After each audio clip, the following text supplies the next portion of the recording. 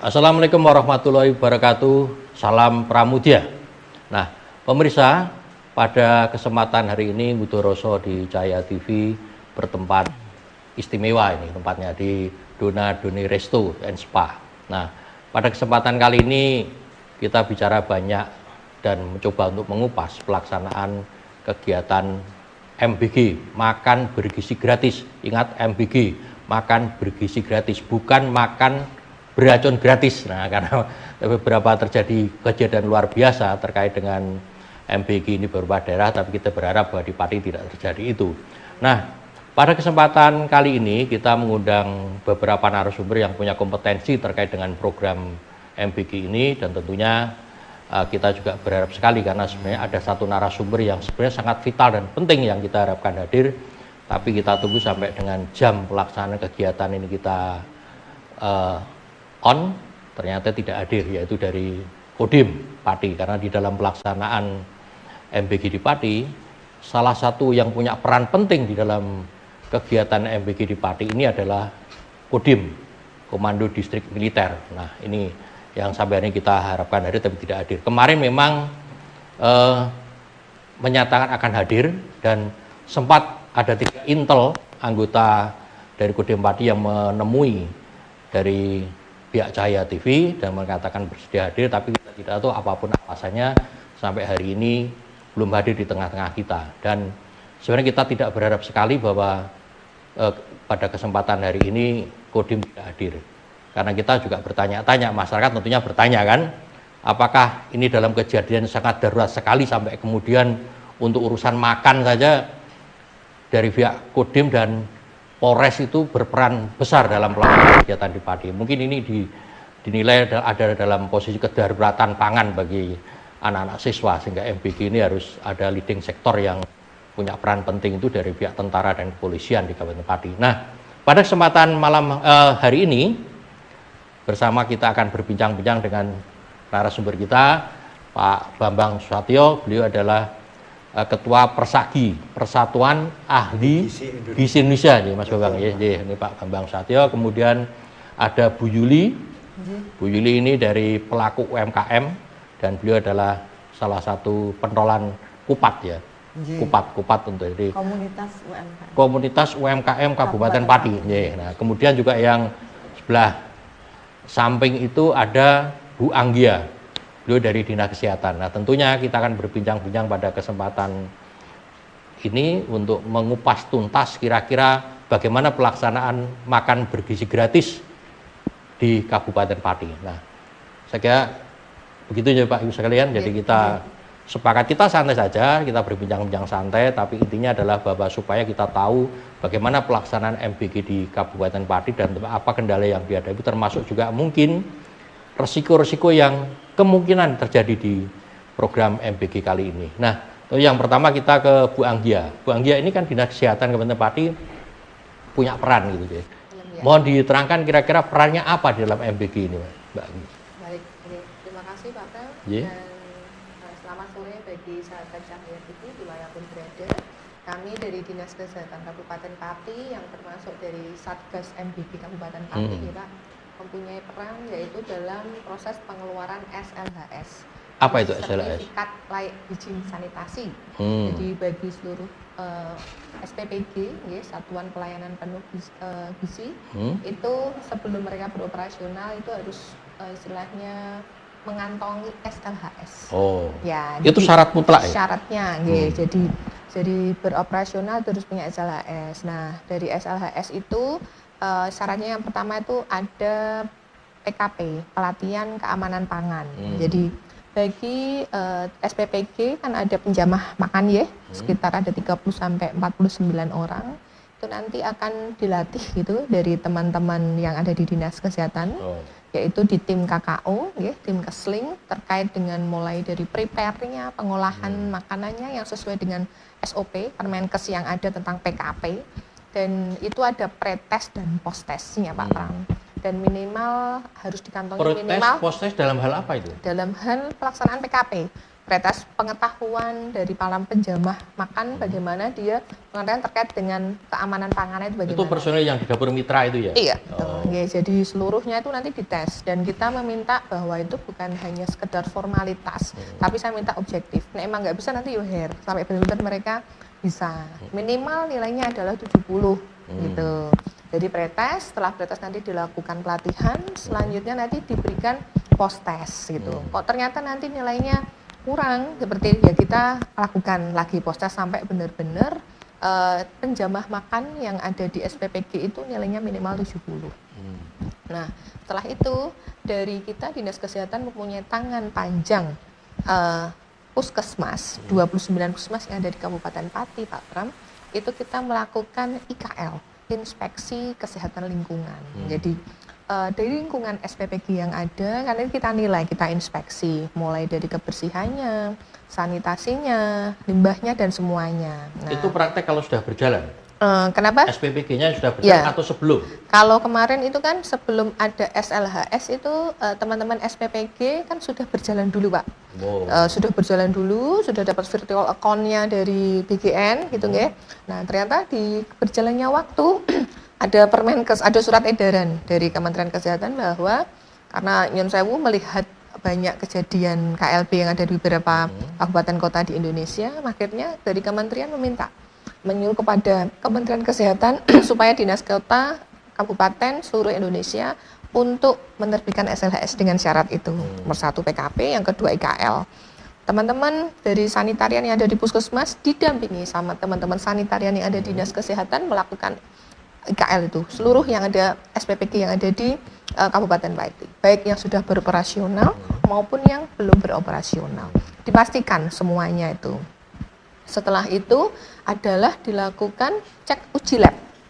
Nah, uji labnya yaitu yang pertama airnya bagaimana, baik dari air masaknya dan juga air yang untuk nyuci alatnya.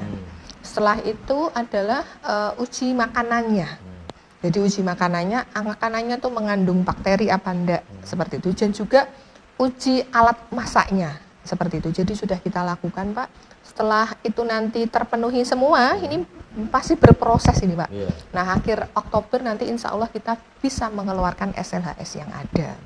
Dan juga setelah SLHS yang ada, itu nanti kami dari Dinas Kesehatan secara kontinu akan melakukan pembinaan dan pengawasan. Karena memang kita masuk di tim satuan tugas MBG mempunyai tugas melakukan pembinaan dan pengawasan seperti itu. Baik mulai dari segi pengelolaannya, perencanaan, dan semuanya. Dan di SPPG itu ada petugas gizinya, ahli gizi, dan kita sudah meminta kepada teman-teman SPPG untuk mengizinkan mereka untuk berkonsultasi, berkoordinasi dengan teman-teman tim gizi yang ada di puskesmas, seperti itu. Draft-draft ataupun istilahnya menu-menu yang mereka buat dari ahli gizi SPPG sesuai dengan angka kecukupan gizi yang disyaratkan dari BGN untuk para penerima manfaat itu bisa dipun konsultasikan kepada teman-teman yang ada di puskesmas. Oke, seperti itu, Pak. Jauh, Mbak Andi.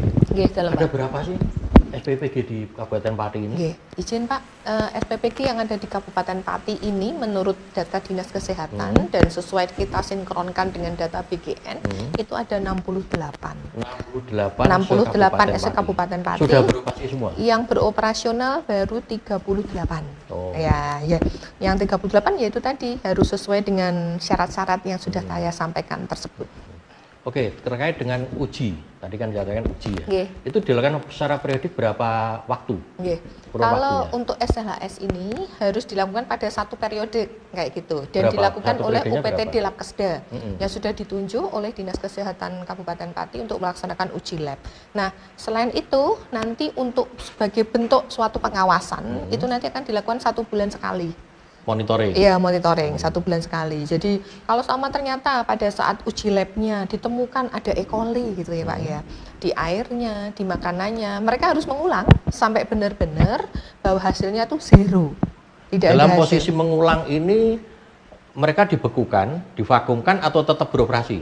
Pada saat mereka mengulang langsung treatmentnya langsung diganti, airnya semua Pak ya, sumber airnya langsung diganti seperti itu. Langsung pada saat itu oh ini ada E. coli gitu ya Pak. Langsung saat itu juga harus diganti treatmentnya.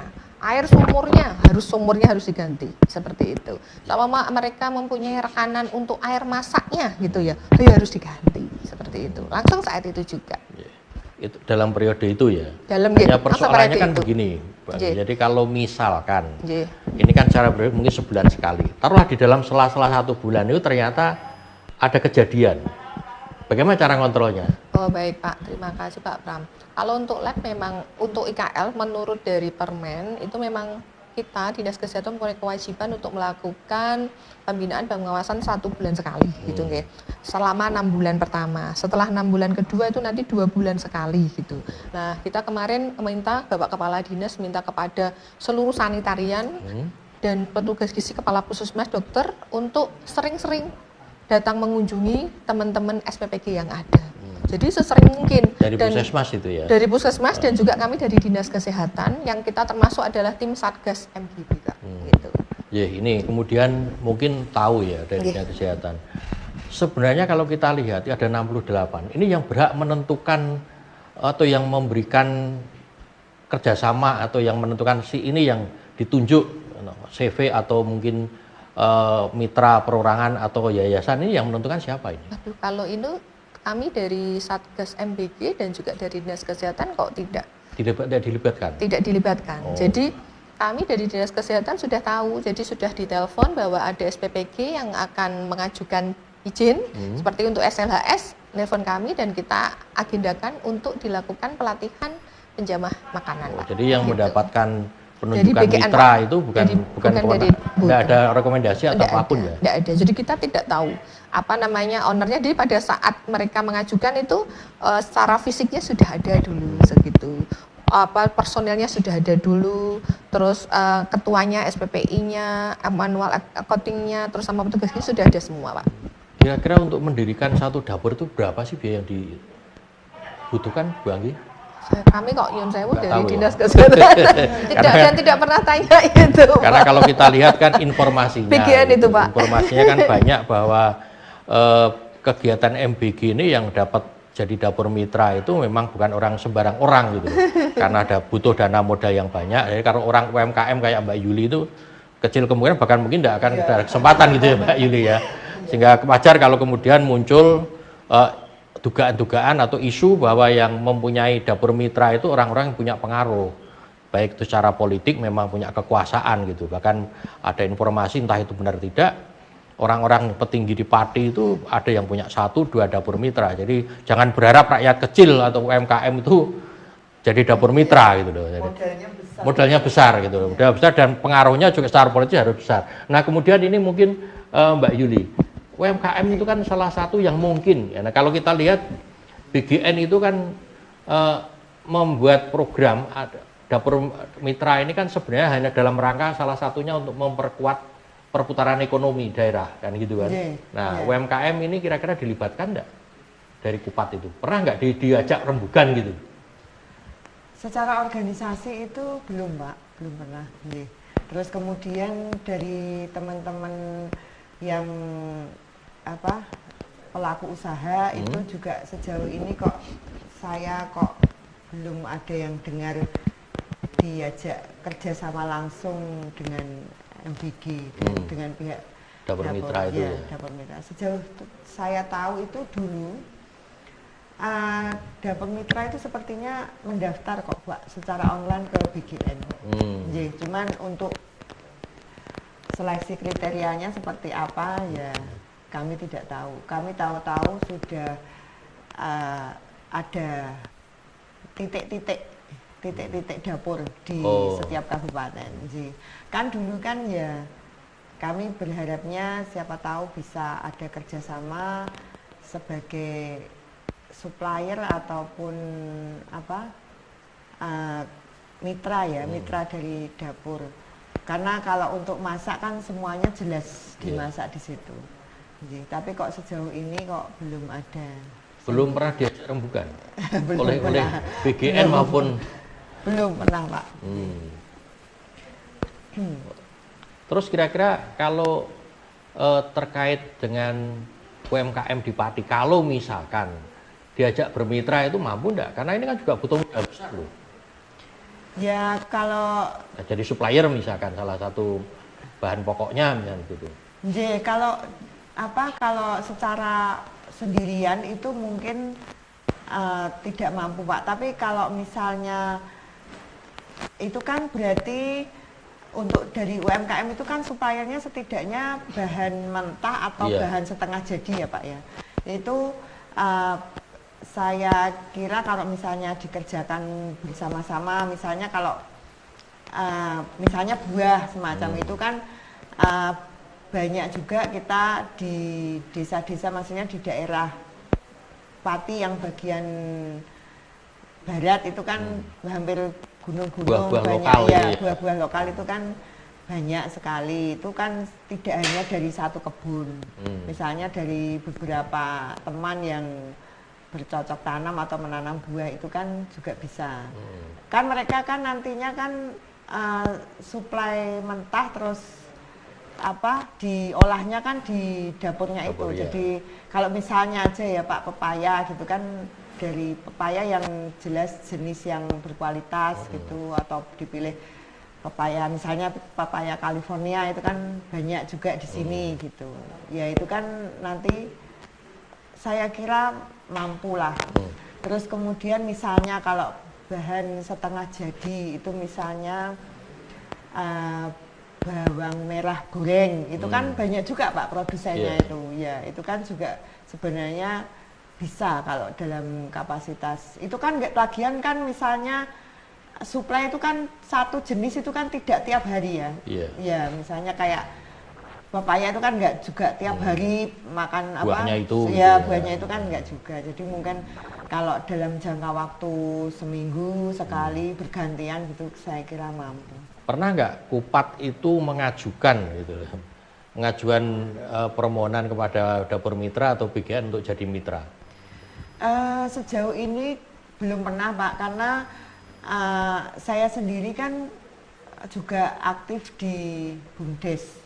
Nah dulu itu pernah ada sosialisasi dari BUMDes se-Indonesia bahwa untuk dapur itu bisa dilakukan gitu. dilakukan lewat BUMDes gitu. Jadi